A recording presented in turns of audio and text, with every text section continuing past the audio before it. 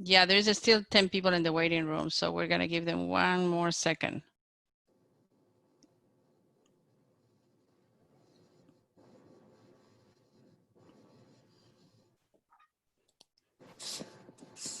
Yeah. Yeah, we are still have 10 more people in the waiting room. Let's get them in and then we'll start.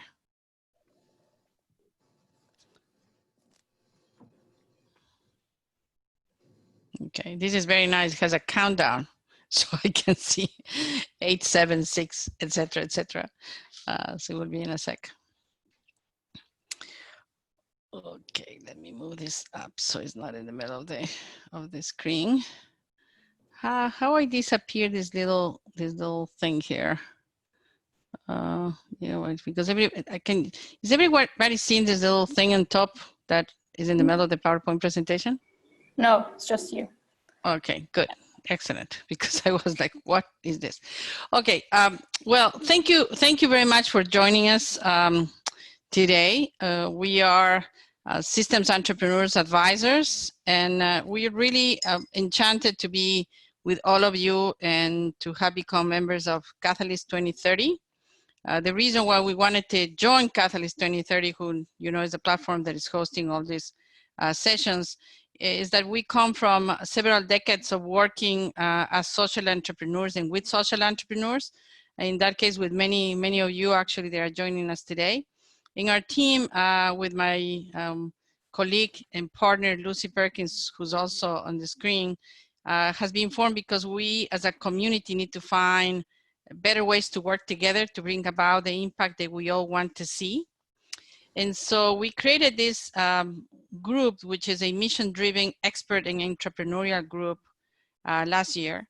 And the mission of System Entrepreneurs Advisors is building an ecosystem that supports systems change. We can talk about it in some other time at length, but we do believe that ecosystem does not exist. A lot of people talk about systems change, but the facilities and the infrastructure around organizations to attempt this is very slim.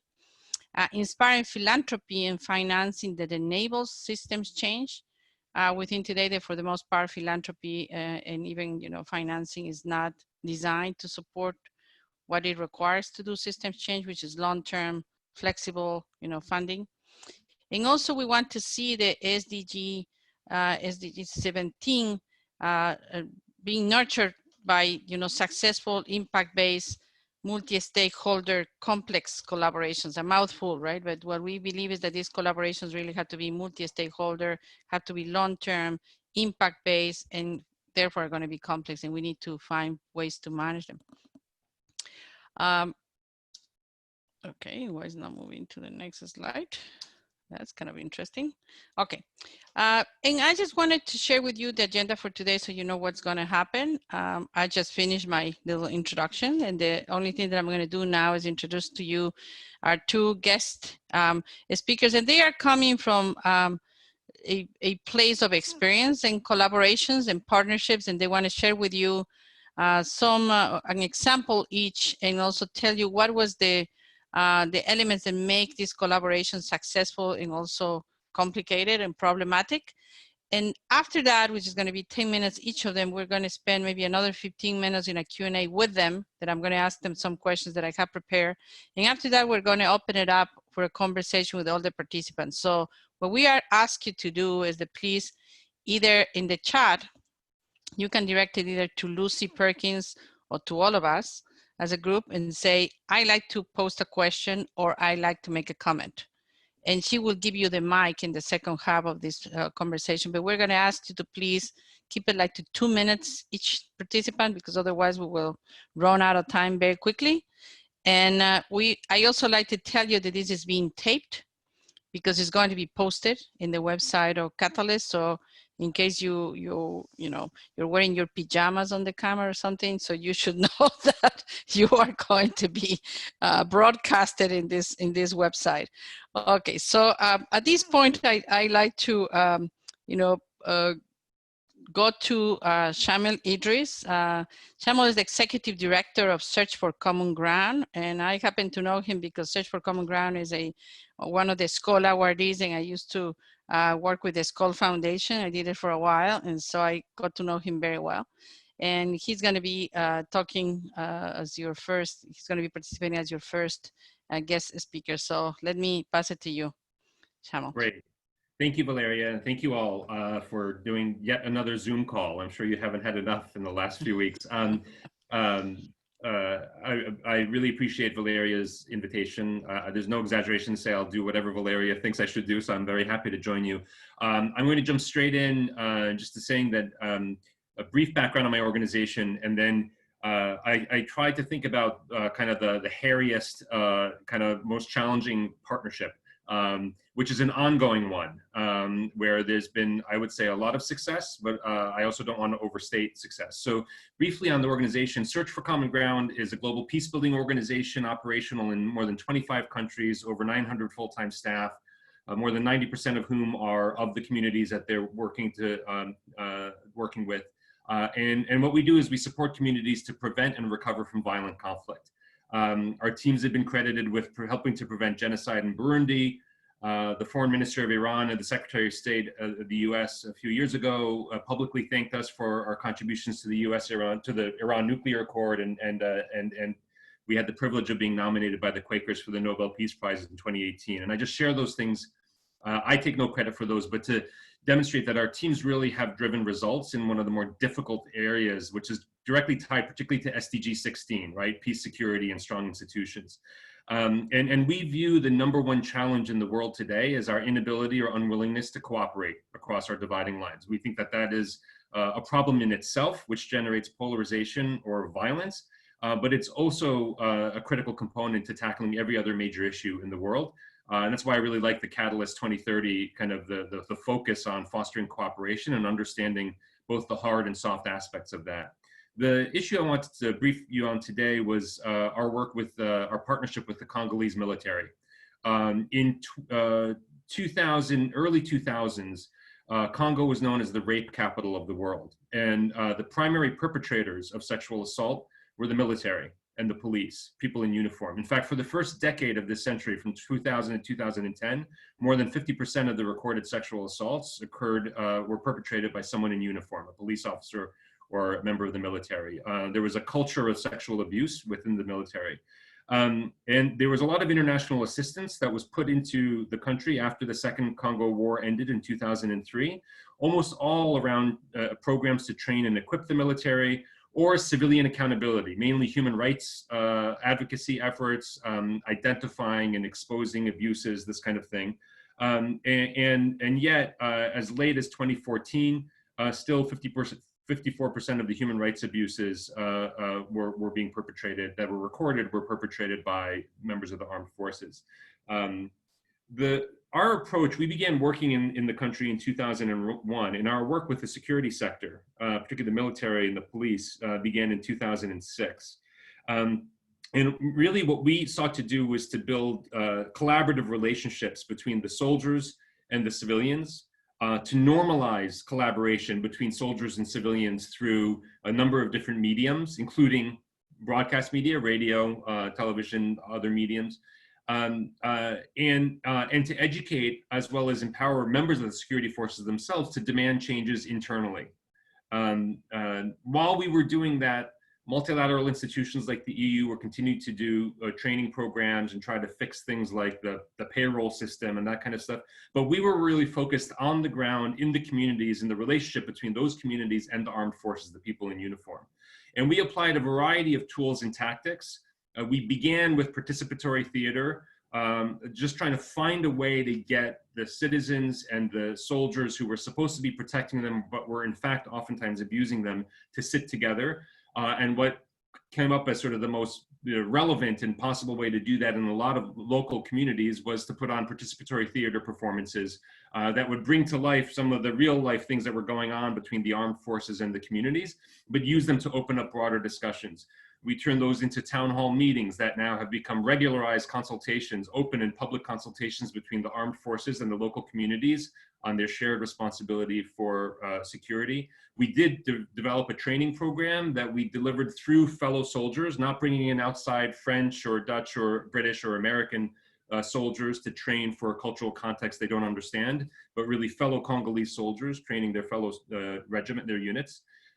developed accountability mechanisms like community scorecards for regular feedback, and a whole variety of radio and television programming and even comic books that sought to elicit the kinds of positive steps forward that could be made and that were being made between the armed forces and the communities to improve and professionalize the participation, the conduct of those armed forces. The key partners for us were the Armed Forces of the Democratic Republic of Congo, the FARDC. We also worked with a number of UN agencies, a lot of local civil society. I'm not getting into all the various elements of the partnerships because by far the most challenging and difficult one was with the armed forces themselves.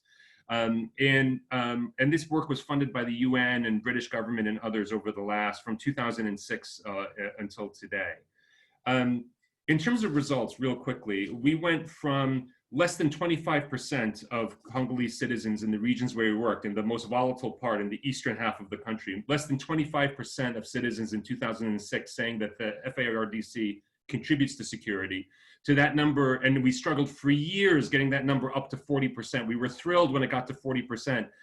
In 2018, that number was at 88%. 94% of the civilians in the areas that we've worked with the military and the communities feel that the FARDC provides better protection after the training that they've received than before. We're seeing norms shifts. The population is regularly meeting with in public and sharing information out and proactively reaching out to the security forces when they identify a security threat. And rates of sexual assault have dropped significantly in those areas, reported sexual assault in those areas where we've worked with the military. I want to focus mainly on 6 lessons. I'm keeping this within the 10 minutes I was given. So the 6 lessons that I want to share, some of them are specific to this kind of partnership, and the last couple I would say are generalizable to the kinds of changes that I know everybody here is interested in driving. The first thing is particularly when power relationships are involved. When you're talking about an abusive military and a local population, oftentimes the approach that's taken is one that does not recognize the need for mutual change and mutual trust. It is not a one-sided affair where one needs to simply change the behavior of the military. There really is a need to deal with more than just establishing a system for grievances. And one of the primary reasons that the military folks said that they enjoyed working with us is they felt that from the beginning, we entered the partnership not from a place of judgment. We weren't blind to what was going on, and we were actually quite clear about the wrongs, but we made it safe for them to work with us and we didn't embarrass and shame them. There were plenty of organizations doing that anyway, human rights organizations and others. So the first thing is understanding the mutual accountability and trust that needs to be built, and the fact that some civilian expectations and behaviors are also going to need to shift if there was going to be a transformation in this relationship. The second is that technical skill building goes nowhere if you don't address underlying motivations and relationships. And one of the things, I forget the language, Valeria, and something that you sent out, but it sounded very soft, which is what I loved about it, because people focus a lot on technical skill building, but underlying motivations is everything. Even in these big institutions, change is driven by individuals, and you have to appeal to the motivations of those individuals. One of the reasons that very few of our international partners were willing to work with the military is because those who had provided training felt they had egg on their face when 3 weeks later, the very unit they had trained was responsible for something terrible. And it became very taboo to even partner with the military. We worked with them throughout this period and worked to build those relationships. The third lesson is that you really need to meet people where they are and address the needs that they perceive that they have. Starting with those local community theater performances, the comic books, people need to have something they can carry around in the mud and the muck or whatever meets them where they are and doesn't try to get them to come to some foreign location or a 5-star hotel or whatever to get trained, but really is on the front lines with them. The fourth thing is to be clear, really clear about the parameters and also the limitations of the partnership. We had to be readjusting the partnership MOU on a constant basis with the military, or we could have been stuck in constant confrontation and challenges with them. There were certain things that they started wanting us to do because they liked our partnership that we simply couldn't deliver. We were not going to be able to get their salaries paid on time. We were not going to be able to change the fact that headquarters was rotating effective units or breaking up effective units every 3 to 6 months. That was just what we were given. We had to constantly adapt to that. And so our MOU constantly was incredibly explicit, and we keep readjusting and revisiting it more than once a year, oftentimes over these last nearly 20 years. The last 2 lessons I think are generalizable. One is that success breeds success. We think that when you're trying to change systems, one of the most often mistakes is to catalog what's going wrong and try to attack the problem. What we found is that it's much more effective to identify, recognize, and try to amplify every step towards the desired behavior. Even it's a very small step, even an incremental step. There's a whole field, which many of you may know, called appreciative inquiry, which holds that the worst way to change behavior is to punish bad behavior. Whereas the best way to change behavior is to recognize and celebrate positive behavior, even if it's a tiny little step towards positive behavior. That is definitely true in these, it'd be very easy for us to focus on everything wrong that the military was doing, because throughout, we were working with them in the regions where there was ongoing insurgency. So they were in hot battle constantly throughout much of this period. And there was plenty that we could have brought to the fore that was going wrong, but we kept identifying where they were acting well, even if it was just a little bit better than last time. And the final lesson is that from at least with our methodology, change becomes enduring in one of three ways. You either change institutions, you change norms, or you give rise to local markets, complete with supply, demand, and capital. And the last one isn't so relevant to this example I gave you, but there's definitely been institutional change in terms of the military's training programs and social norms change. The fact that in these town hall meetings, soldiers oftentimes will share their personal cell phone numbers with members of the community. The fact that members of the community will proactively reach out for help or to report something that they're concerned about, whereas before they never would have gone near the military. These things are important. But the last piece of that lesson is that driving change at that level of institutions, norms, or markets, at least in our experience, takes at least 8 to 10 years. The biggest and most institutional changes that we've seen have come at the 10 and 12-year mark of this relationship, like 2016, 2018.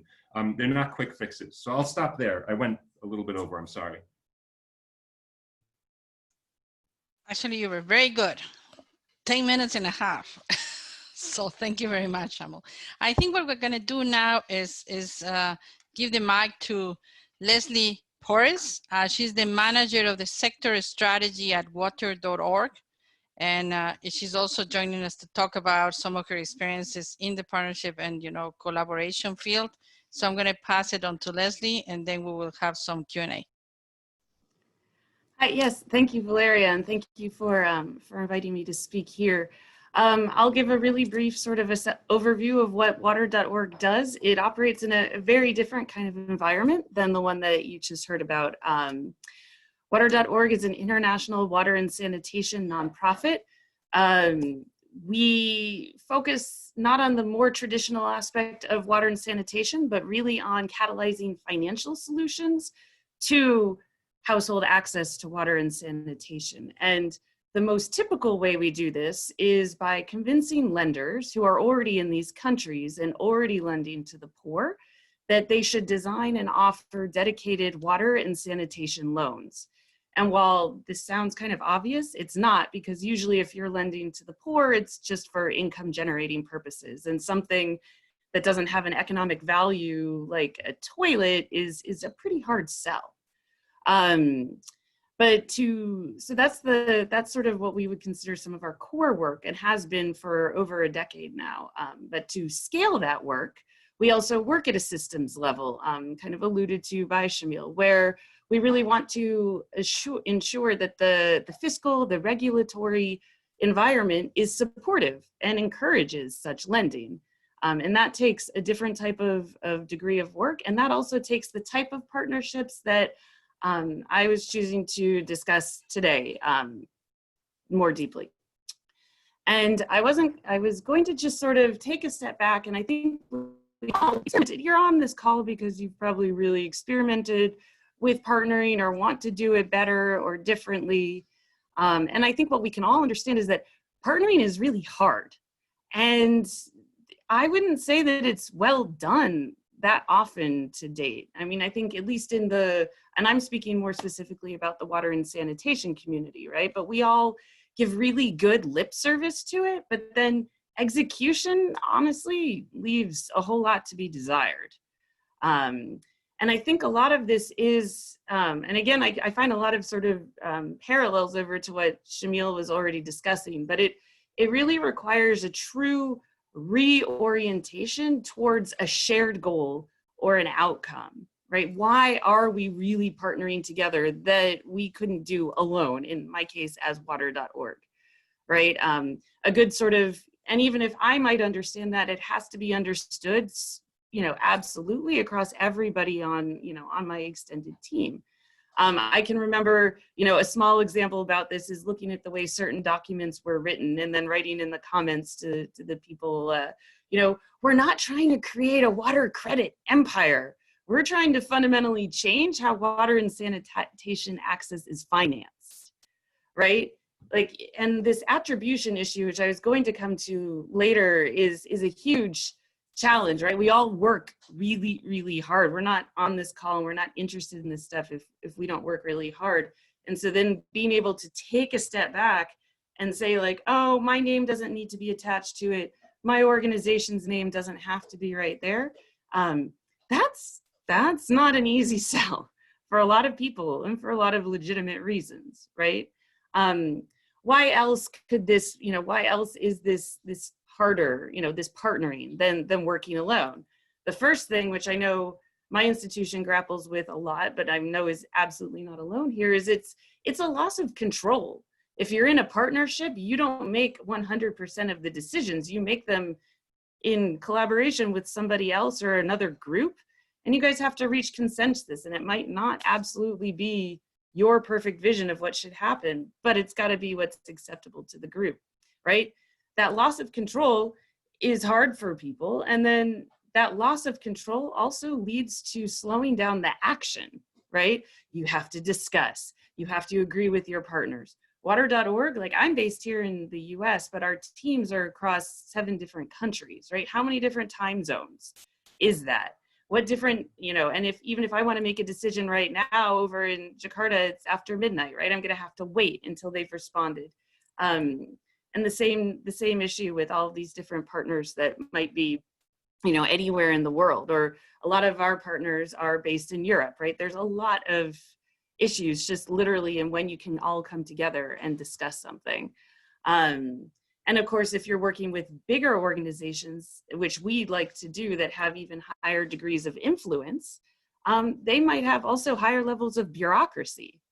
So, and then also dealing on that whole bureaucracy level, there have been a number of instances where at a headquarters to headquarters, we're aligned, we've got this, we're ready to move forward, let's do some work together in a given country. And the example that comes to my mind was with one particular partner in Cambodia, where we had absolute alignment at the headquarters level, but I started hearing from my colleague that, like, we keep getting these questions from that team in Cambodia. They don't understand what's going on. They don't understand why we're partnering together, and they don't really trust us. And so I had to step back and sort of say, let's have a call with that team, our team, the Cambodia levels, but then also the headquarters level, to make sure they see that their headquarters team is actually really not just in an email, but hearing on a phone where we're all there. No, oh no, we prioritize this relationship. We are partnering together. And you really had to have, unfortunately, that sort of top level reinforcement, because there probably obviously should have been different types of communication down along the chain. But as I said, communication can be really complicated anyway, but that is a strong learning. And again, as Shamil was saying, there's always more learning to be had, because there's always more improvement that could be, that could take place. And again, because of these things, because of the loss of control, because of the slowed ability to act, the greater need for communication across different levels, and also the attribution issues that I led with at the beginning here, this also means that before you enter into some kind of partnership, there needs to be a lot of internal alignment before you even get to the external. Just because I see the value in partnering with an organization, I've got to make sure that everybody, or at least a lot of people around the organization, agree with me and that they support it, that it's worth the extra effort. And so all of these things make partnering sometimes not nearly as palatable when we're all motivated to move forward and drive success, right? All of these things seem like steps that would slow us down, maybe unnecessarily.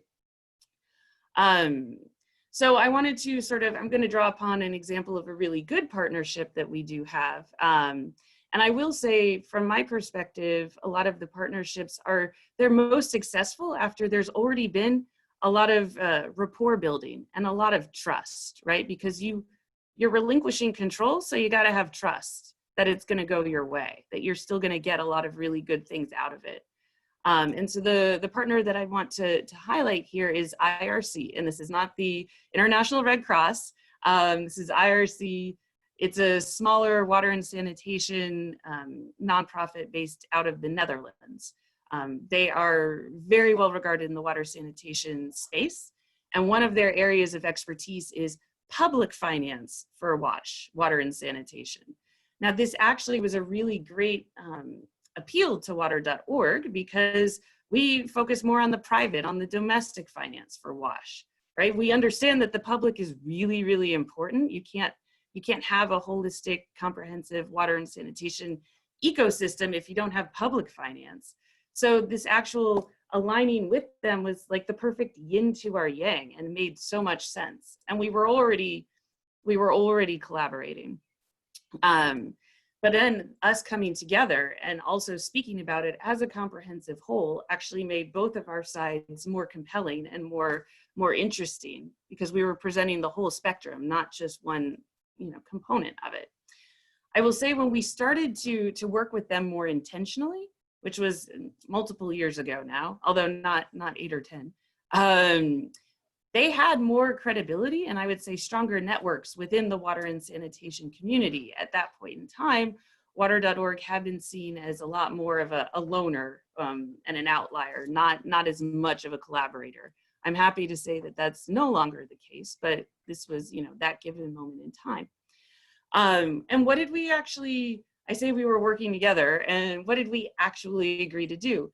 And this is where it's interesting that I'm choosing to highlight this relationship, because it's also, once again, not the most traditional, and I would say there are still continued evolving learnings from it.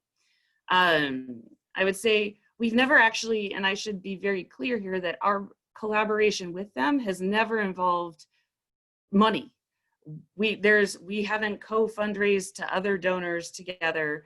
We've just been aligning our interests and partnering in areas where we have mutual interests. So the money has never actually been a piece of this. And because the money's never actually been there, we also haven't really had a formal agreement such as an MOU. This is not normal, and I would not actually recommend this, because even amongst ourselves, when we speak, we constantly say, we need to have an MOU, we need to have a work plan. And I would emphasize this no matter what, because this does, when you sketch out your work plan, you sketch out what you want to do, there is a structure, there is a strategy, and you have things to hold yourselves accountable to.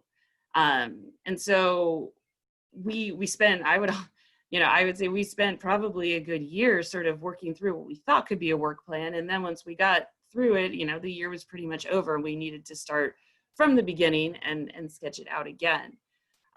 What it has meant, though, is that we've been very strong collaborators and thought partners when it comes to writing. We've published papers together, we have co-convened at conferences together. But again, these have been a lot of very selective and effective one-off collaborations, but without the overarching work plan, I would say that that both their team and ours do feel like there are things that we're missing, and there are things on the table that we should be doing differently and more of, and that is under constant discussion. And I would, to make sure I'm respectful of time, I'm going to just move through to highlight a couple of other challenges that we've faced, not in particular with IRC, but in other of our different partnerships. The loss of control goes both ways, and then that can actually extend and protract conversations, right? And there was one partner that it took us a really long time to come to a point of alignment, because they really wanted us to be able to promise a geographic presence in a particular area that I don't even think they could articulate at that moment in time. And that actually that was counterintuitive to how we work with our financial partners in the field. So navigating this took a lot of time. And eventually, I think they honestly had to compromise, which I don't think they were really expecting to do. And again, because of these protractions, and I think many of you can have been there, right? I sort of, for the purposes of this conversation, call this partnership discussion fatigue, right? Because it took us so long to get to a point where, okay, we've got the MOU, we've got a plan of action, right? You know, it took forever. And then all of us, again, are highly motivated people, and we want action, we want results, we want to move now, right? So then I think maybe in this particular case, because the conversation to get to that MOU took so long, maybe some of the programmatic collaboration and kinks hadn't been fully worked out. And so then I think we pushed out as a group, this is not all them, this is definitely a group, we pushed out an intervention that in retrospect, after a few months, realized like, oh, we really needed to go back, we really need to adjust this. And we did do that, and we course corrected, and I think the relationship is still ongoing, and I think has progressed substantially from that point. But I think it's, again, we were so tired and so ready to just finally move forward that we skipped over some of that extra time we should have taken in some of the project preparation. Of course, I mean, I'm guessing, but who knows how it would have played out if it had gone in a different way. And then the last thing I wanted to raise in terms of the complications and challenges with partnering, which again, I'm highlighting these things for conversation, I expect most of you are quite familiar with them, is that any relationship, even though it's technically an organization to an organization, is fundamentally about people, right? These are personal partnerships and relationships, and especially when you do work with more bureaucratic institutions, you can invest a lot of time in developing a relationship, and then that person is gone. And then there's a new person there, or there's a different person installed a level above them that's a new gatekeeper that you really have to take a pause, recalculate, and reinvest all over again. And we see this a lot. I can call this out, especially in some of our relationships where we've been partnering more intentionally with different ministries. Particularly, I'm thinking of examples from India, but that's by no means unique to them. You know, or because people fundamentally have egos, that also can restrict the level of conversation across an organization. A few years ago, we were developing a relationship with a large multilateral institution, and we had a conversation and a plan that was moving forward with their financial markets team. And this was really exciting. And then because we were already around and in that environment, we started talking also to their infrastructure team. Well, the lead of the original conversation felt threatened by that. Was that really necessary? I wouldn't say so, but to this person, it was. And this person made it very, very uncomfortable for us to have any conversations with other teams within that large institutions. And still, till now, those conversations haven't really moved forward. And again, this is just sort of a recognition that partnering requires a lot of delicate balance and maneuvering. And even when you have something going, I don't think it ever really stops. So I'll stop there, and I have plenty more to say when we Thank you very much. Thank you very much, Leslie. So here, you know, two approaches to a problem that is very different, in which groups are grappling with how to make it work with others. You can't do it on your own, right? I think two things that you both have mentioned is, in the case of Leslie, when we knew that we needed this other piece of the equation to complete something that we wanted to achieve, we were not into just doing something that was about attacking the symptoms. We want to change the field of how, you know, water and sanitation are financed. We need to definitely play with others because we cannot do it on our own.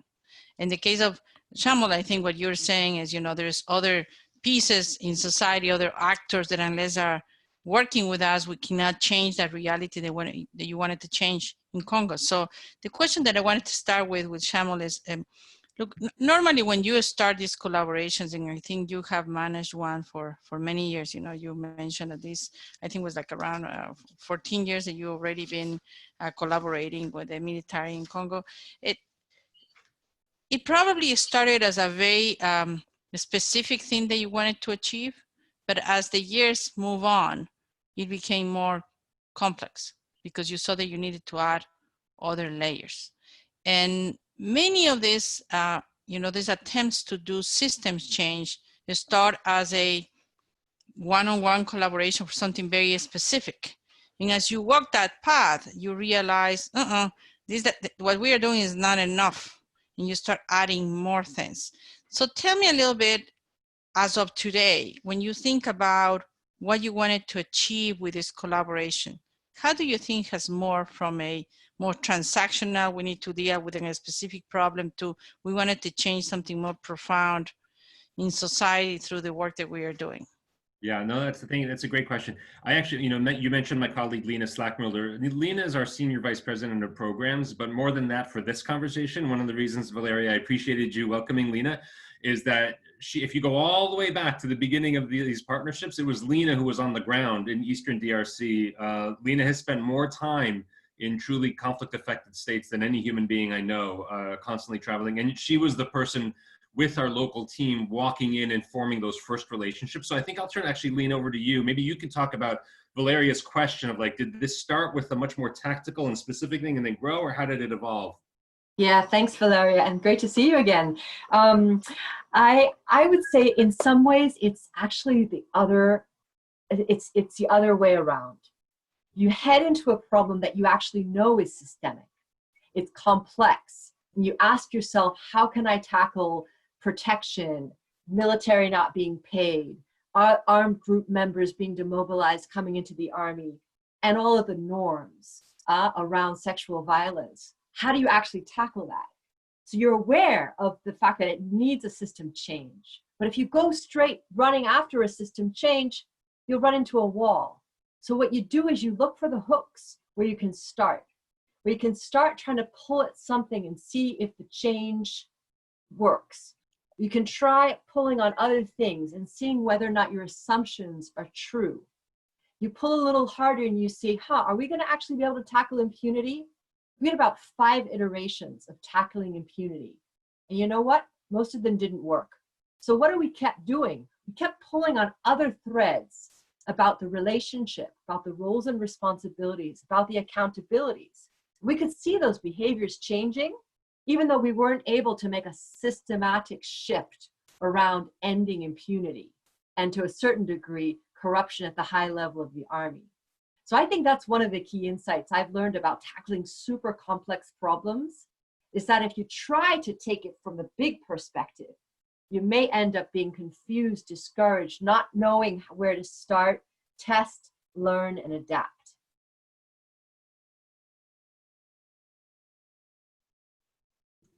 I was going to say, you know, that is kind of the same experience that I had in some of the areas in which I have worked. On others, you know, we kind of had a plan of what are the pieces that needed to be moved. But then we look at what was the low-hanging fruit, as you were explaining, you know, what is that, where can you have some level of success immediately? Because there's one thing that you both talk about, is that the sustaining this long-term collaborations takes a lot of energy. And a lot of people just loses their interest, right? After some years, yeah, you have this, you're tired of it. And you have to keep putting more energy into that. So one thing that I wanted to ask you, Leslie, is that now that you've been working on identifying, you know, these other pieces of the puzzle that you need to resolve, and that there's other actors that actually can do that better than you. How you see in the future a much more comprehensive look at the ecosystem of people working in water, and say, are you being very deliberate to say we have a model and there is like 1, 2, 3, 4, 5. We need all of those people in the table, because if we don't put all these pieces together, we're not going to advance where we want it to be. Where is that at in Water.org today?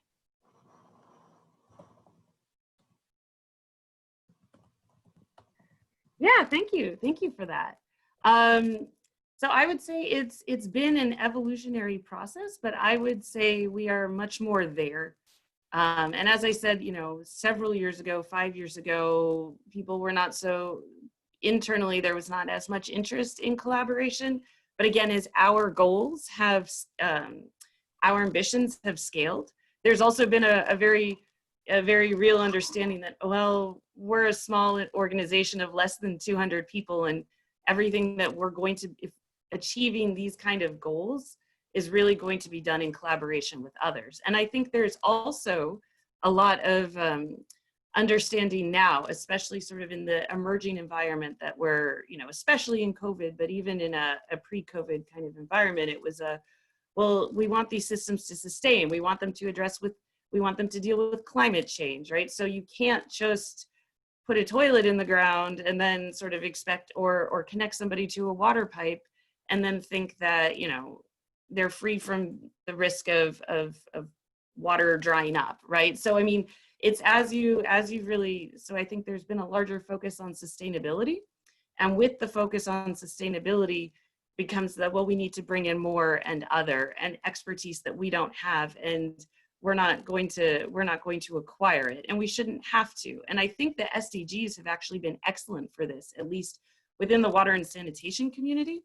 They've really forced people to realize that, oh my gosh, and by people I mean organizations, that we really do genuinely have to partner to be able to achieve these SDGs, because they are so ambitious, and that they really do force people. And I would say, even though I was maybe somewhat negative in the beginning by saying we all pay lip service to it, right? The fact that we're at least talking about the need to partner is a huge progressive shift from where it was in 2015, honestly. So I think that, you know, I wish it were faster, but I think as everyone has acknowledged, these kind of things, especially the institutional change. Right? Oh, no, there's Leslie.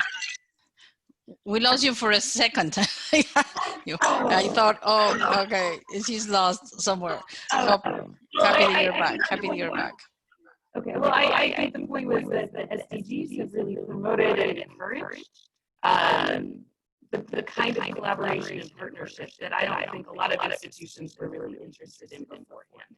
But the ambition and the scale of them is so great, they're really encouraging all of us to really unite for these larger global goals. And I find that incredibly positive, even if it's slower than I might wish.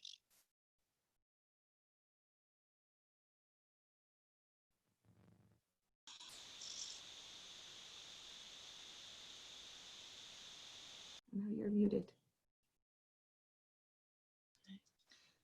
Okay, I'm unmuted, right? For some reason, I couldn't get myself out of being muted. I'd like to ask you one more thing to the two of you. Look, I had a very many years of experience on something that I consider that was, at least back then, a very successful, very long-term collaboration.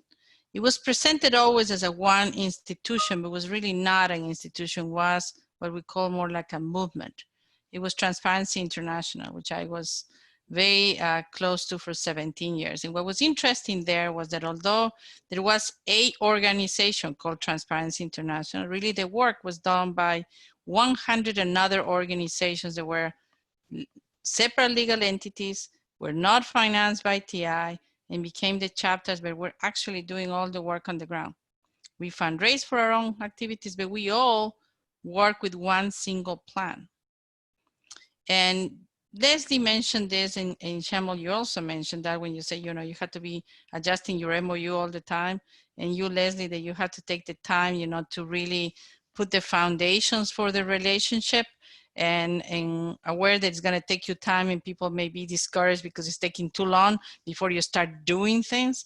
But my experience with that was that we spent 2 years just agreeing on how we understood what transparency was. Because the language was very, we use all the same words, but completely different meanings to the things. And so my experience as yours was, you know, one has to take the time to create the foundations for a good long-term collaboration to happen, and create a vision together. And then you both mentioned something that people don't think too much about it, which is you need to have a strategy, but you need to have a plan. You know, you, Shambo, mentioned MOU. Well, MOU is the written, you know, description of a plan. In the case of Ulysses, you actually mentioned a plan. And I don't think people think too much about that when they think, oh, we're going to collaborate. And the second element, of course, is how you're going then to manage, you know, that collaboration. How's that going to be? What is the leadership and management system that needs to put around these things so actually it sustain itself, it works over time? Because you, I mean, I'm imagining, you know, Shambo, you made many years working with the military and they have changed the staff many times. You know, the top general changes and everybody else also changes. So what would you say to the rest of our colleagues here in the audience? And I'm going to ask you to keep it to 1 minute, you know, about this particular element, because you both stressed, you know, how important this is. And I thought that was very good to mention it.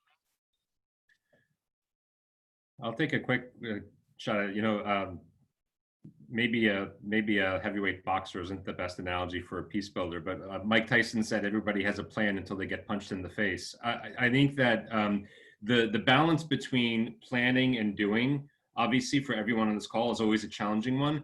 Where we put a lot of stock as an organization is if we're in relationship with every stakeholder affected by the issue, meaning we're in touch with the communities, we're in touch with the military, we're treating them all like human beings, we're listening to them, the UN agencies, that any effort that gets them advancing something that is in all of their interests is going to build towards, over time, is going to build towards the kind of systemic change you want to drive. It's the relationship with all of the major stakeholders affected by the issue, more so necessarily than just having a plan that you kind of develop in a, you know, in whatever consultative way you develop it. And it's the doing of things that builds the kind of trust I think that Lena was talking about. So I think if it's you and one partner, you're much more likely to go off track. If you take the time to build relationships with all the major stakeholders and try to identify even the most incremental thing you can get them to do together, that'll build the relationships for the next layer. And then maybe at some point, Valeria, you have enough of a set of relationships that you can actually sit down and have a real conversation about a strategy, a plan, about something collective. But oftentimes that takes some time to get there. Yeah, I will pick up on that. I agree with everything that you've said. I will say though that having a plan, and I would actually, even so, having a plan helps a lot of, not everybody treats or feels the same way about partnerships and relationships for a lot of reasons that I said. And so the first thing is like, oh, we think we should be partnering with so-and-so. And they're like, well, what are we gonna do? What are we going to do? So that actual process of really developing out, this is what we're gonna do together, and gives people some sort of anchor around which to understand the partnership, et cetera, can be very helpful for moving it forward and advancing it.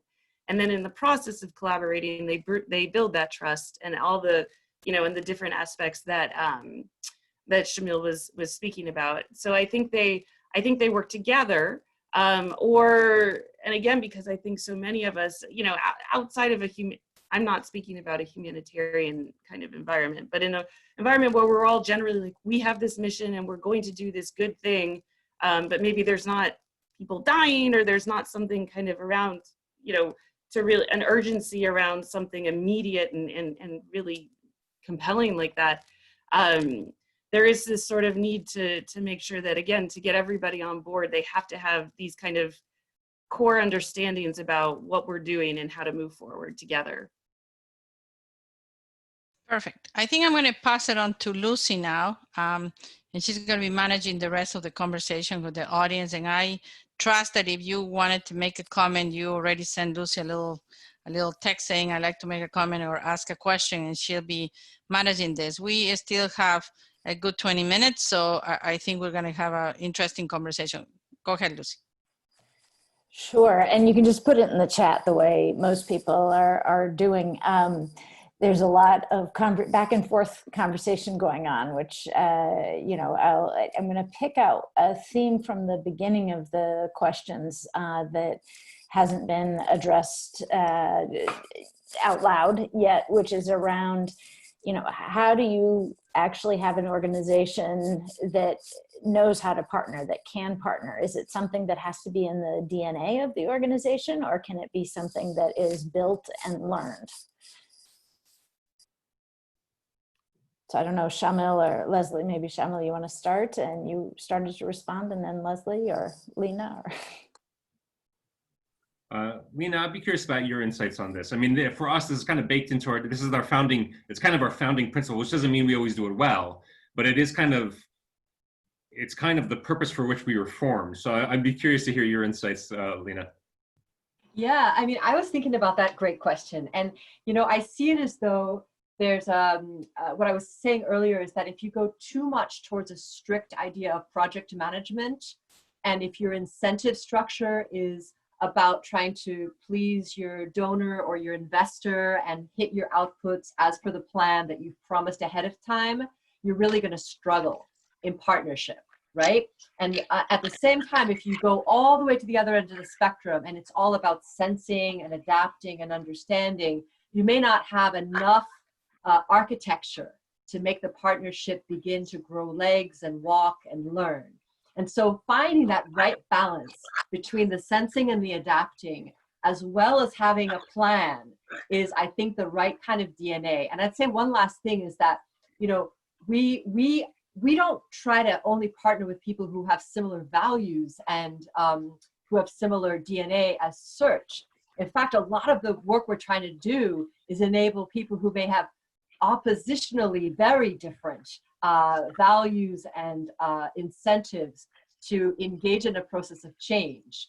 And so how do you partner in a way that drives that uptake and that ownership where you're not necessarily sharing those values is that challenge. So that's what I would say. And again, just come right back to the word incentives. Sometimes the incentives of what is what is driving your change, what that incentive is, can undermine your ability to partner effectively. Yeah, I think Lena just covered, I think you spoke beautifully about sort of the challenges and the nuance and sort of the delicate, what some of us refer to as the dance. And I would say, you know, it is interesting that we have these two organizations on the panel, because I would say, honestly, Water.org was not instinctively born with partnering in its DNA.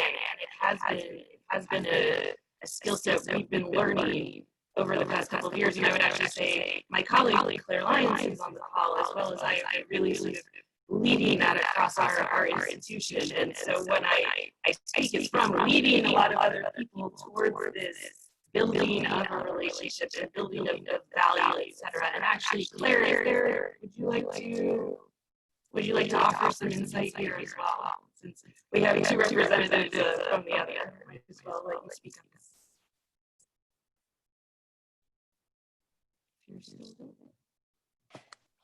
Hi, everybody. I'm here. Forgive me. My Wi-Fi is not strong enough to go into video at this point, but I'm finding the conversation really fascinating. And there are so many different types of partnering frameworks and designs. And I love, Lena, you just called it architecture. Absolutely.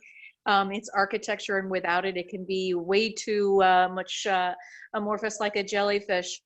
I think one of the comments that Shamil just pointed out, the very interesting distinction between, you know, what we do at Water.org is really about like-minded advocates. We're pretty much the same kind of stakeholder type. And, you know, his organization, working with military and in very, very difficult situations, is completely unlike the partnering that we drive across Water.org. And so I think that's, in many ways, it's the good news. It's being able to build the capability across teams. And the point was earlier made, how critical it is when you're building your teams and you're hiring, that you're looking for skills in this area. They don't grow on trees. It's not manna from heaven. And so it's really, really critical to be able to identify those people who can drive this kind of shared value work. So kudos. Thank you so much, Catalyst. I'm really enjoying the conversation. Okay, so another question Carol raises is actually saying, well, what about the the need to address a crisis quickly in COVID-19 in this particular day and month and year? If you don't have a long time to build trust, how can you come together and do something in a collaboration? Yeah, I would just say that, I mean, one of the things that our teams around the world are really used to dealing with is crises, because we're in Yemen, we're in Myanmar, we're in Congo, et cetera. And there's a lot of crisis. And one of the things that I know that 100% of the time is true is that crises open up new opportunities for cooperation. They don't always open them up in the place you're looking or with but they open up. I mean, the war in Aceh, the insurrection in Aceh, the end of that insurrection and the peace agreement between that rebel group and the government was a direct result of the tsunami and the recovery to the tsunami, which required cooperation and bigger issues to deal with. In some ways, I see COVID-19 as offering one of the best opportunities we've had in my lifetime to foster cooperation across some old, persistent dividing lines. We're seeing this happen in real terms in Myanmar between armed groups and in other places. So crises can be a trigger for people to reevaluate what's important to them. They can be a trigger for people to start questioning that maybe the way we've been doing things is not serving us. And if you can enter that conversation not in a way that embarrasses or shames anyone, but makes it safe for them and even interesting for them to reevaluate or think anew about who they might cooperate with, I think you can sometimes generate unprecedented cooperation. It can be a real accelerant.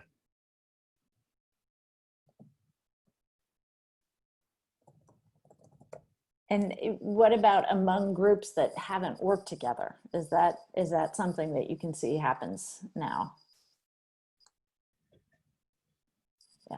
Yeah, I mean, in our case, I'm like in the example I was giving is sort of groups that not only are not working together, they've been literally fighting each other. So absolutely, you can see that. I don't know, Leslie, if you have insights on that, or Alina, but definitely I could give you a number of examples. It resets priorities. It gives an opportunity to reset. I think one of the things that concerns me about the reaction to COVID-19 is that everybody is saying even louder what they were saying before it. That's not the kind of cooperation that's not the fact that we're going to cooperate all the more to beat the other side, whether that's political or whatever else, is not so interesting to me. But I think what's really interesting is when it opens up new thinking about, gee, maybe there's a way to better collaborate to prevent public health or other kinds of disasters, or there's a way to collaborate to build a stronger safety net for all of us. Those, I think, can be real level setters. But if you go into it just sort of advocating what you were advocating before, you're probably not going to form new partnerships with people that weren't willing to partner with you before. And also say something if my internet cuts out again. Yeah, Leslie, you're hard to hear, I'm afraid. It's fuzzy. Turn off your video, Leslie. I'll stop my video again to see if that works. Hopefully that improves things. Really. Anyway. Not really. So. Is it any better now? It's not really. I mean, we can hear you, but it's very fuzzy.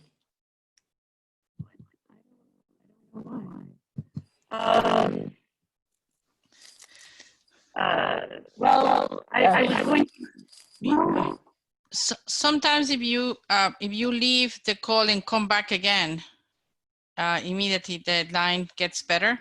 Why don't you try to do that? And we make sure that Yvonne lets you in immediately from the waiting room. Yvonne, can we do that? Sure. Okay. Go ahead. Okay, Idris, you've been making a lot of, Shamil, you've been making a lot of interesting comments in the chat section. I'm wondering if you want to talk about maybe out loud the idea that collaboration is not always necessarily between like-minded advocates, but between everybody. And I wanted to know if could you address that a little bit more? I think there are two ways to drive, well, there are probably a million ways to drive change, but there are two ways to drive change that I think of. One is to find everyone who agrees with you, find your adversaries, and go to war, literally or figuratively, whether it's a political campaign, a human rights campaign, or whatever you want to do. Let's out-organize the other side, you know, and that's the way a lot of change is driven. I don't mean to be facetious about it. The other way is to identify, it's the same starting point. You start at the same place. Let's identify an issue I really care about. But then the next step is to identify everyone who's going to be affected by how that issue plays out. If I win on this climate legislation, who will lose a job? If I win on this thing, who's going to be ashamed or embarrassed? Who's going to have to suddenly change, or who's not going to be sure about their position in society if this change happens? And it doesn't make me any weaker in feeling what I feel needs to change if my next step is to reach out and try to establish relationships across all those different affected groups and identify areas together that we can move forward and improve the lot for all of us. It sounds kind of very esoteric and theoretical, but it's really highly practical. So I think a collaborative approach to driving change, to me, I don't mean by that, I just want to collaborate with everyone who already agrees with me, because I think if we were already doing that, these systems would already not exist in the way that they are.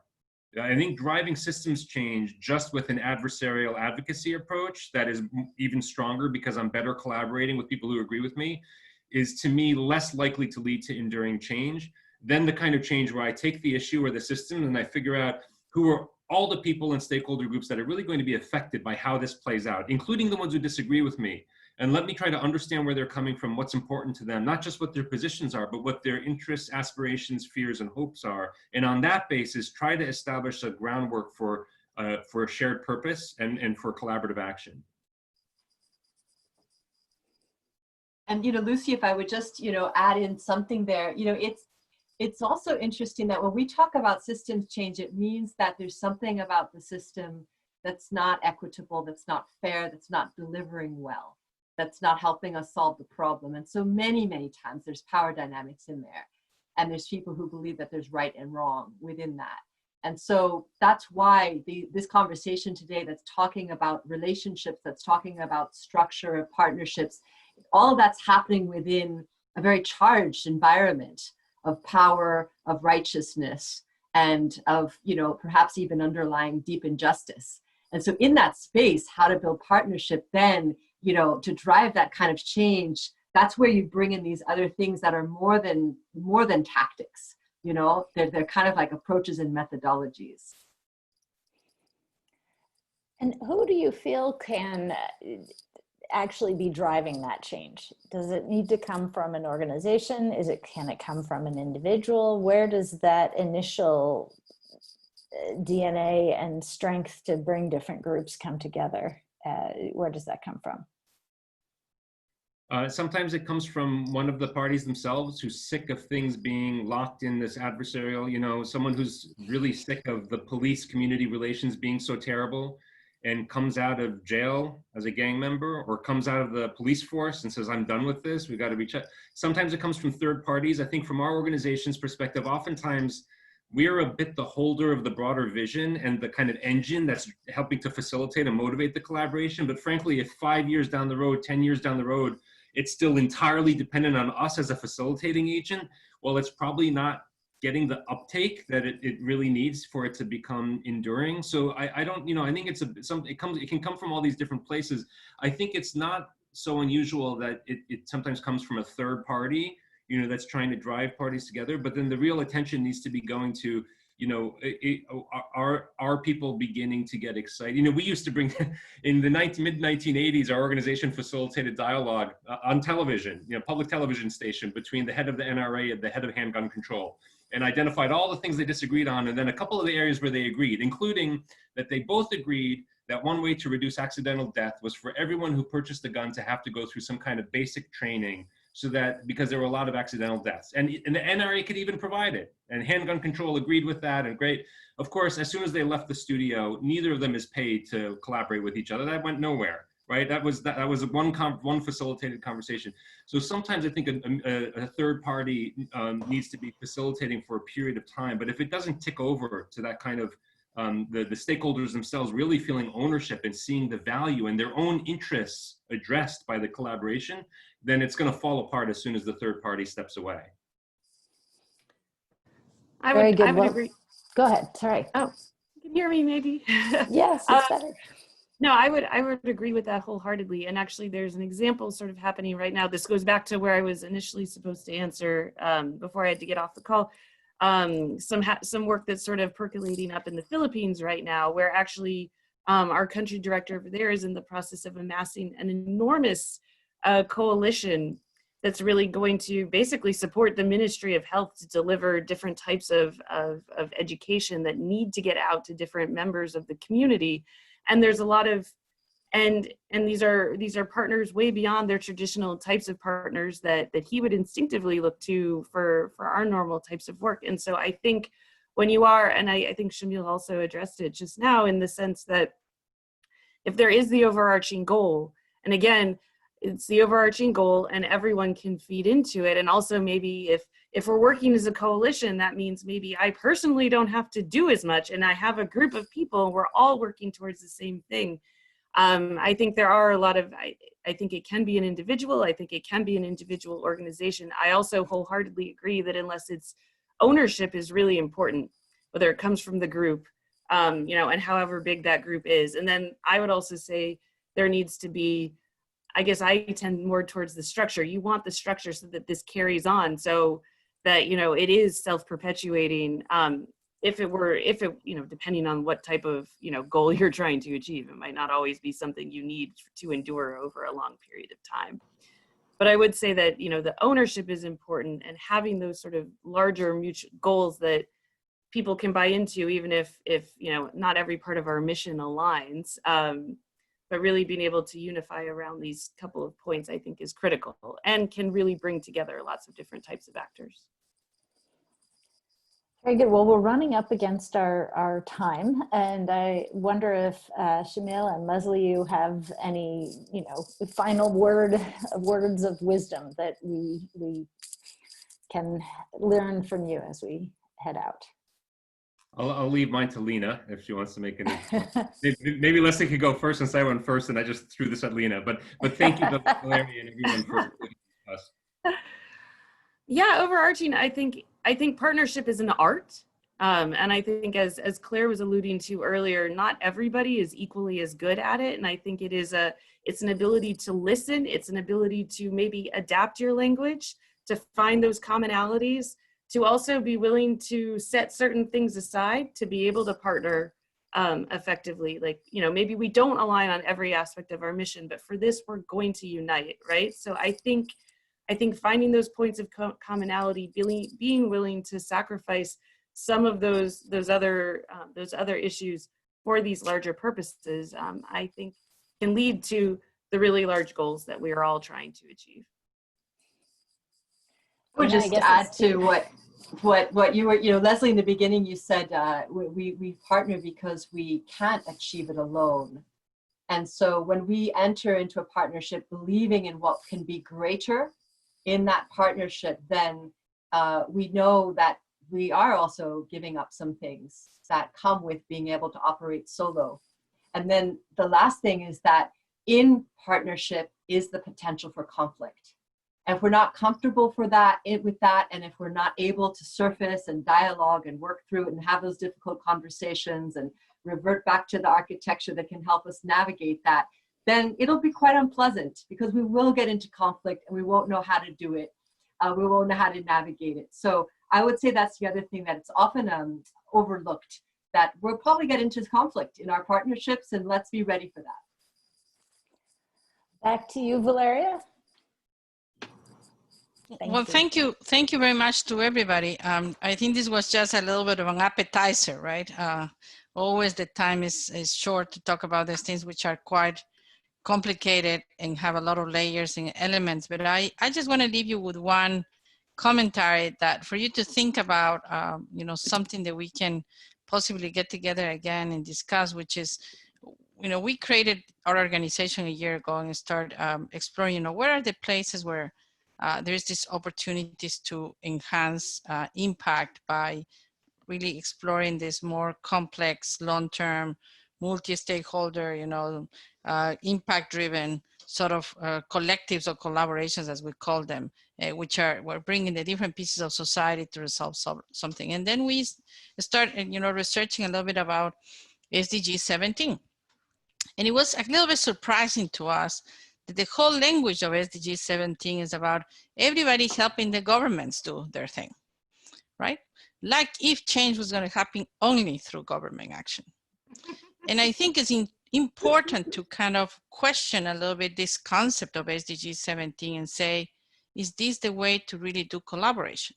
I mean, one of the things that they brought them to expand on SDG 17 because was the sense that when they were implementing the millennial goals, these collaborations weren't happening, so we didn't achieve as much as we wanted.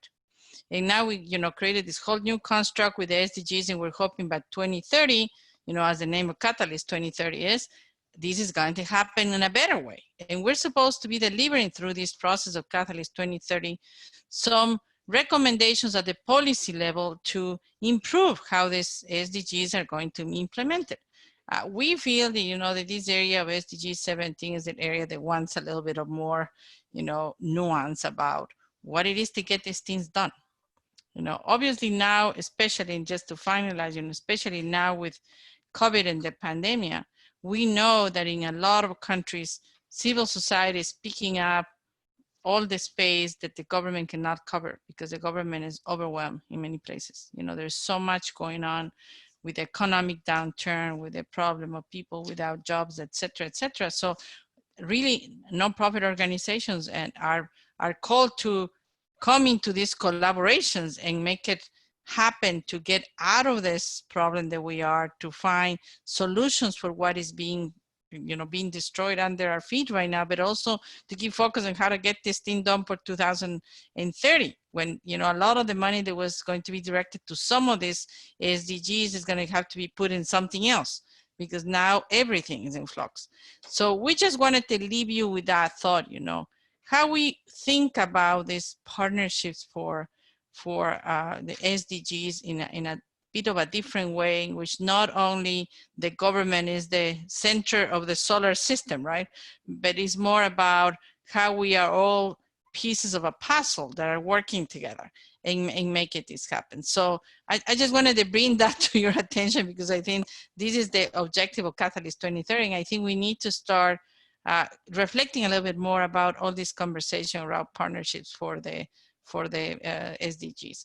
And thank you very much again, and thanks to Catalyst 2030 for having us all together, and to our two wonderful, guest speakers, Leslie and Shamal, and Lena, that has been supporting the conversation, and all of you for being here and sticking around until the end of the webinar. And we hope to see you soon again, and lovely to see so many friendly faces and getting to know some new people.